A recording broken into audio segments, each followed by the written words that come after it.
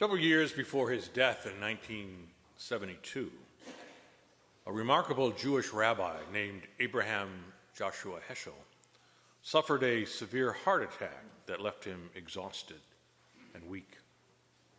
A friend visited him, and Heschel whispered to him, "Sam, when I regained consciousness, my first feeling was not of despair or anger.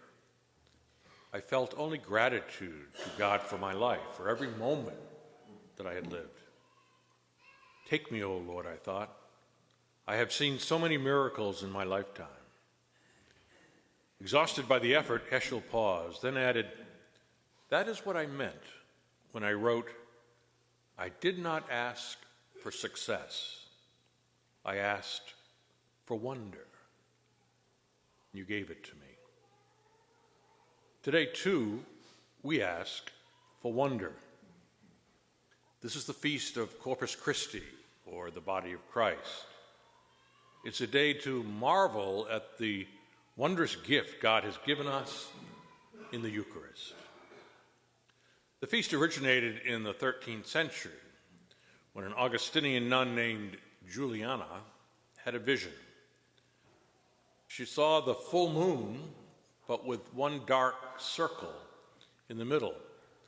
And she interpreted that darkness as symbolic of the fact there was no universal feast honoring the Blessed Sacrament.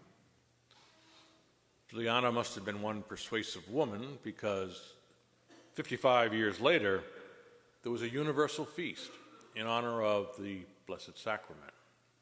Of course, it didn't help that the local archdeacon of the place where she lived later became the Pope.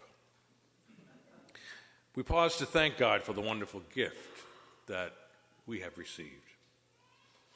When people have to leave each other for a long time, they often do two things. They hug and give each other a memento which will remind them of you. A picture, a poem, a ring, whatever. We see this scene repeated often when a loved one goes off to serve in the military.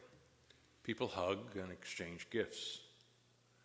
And when you see reports from the war zone, you often see pictures or other mementos that somehow bring the people closer together.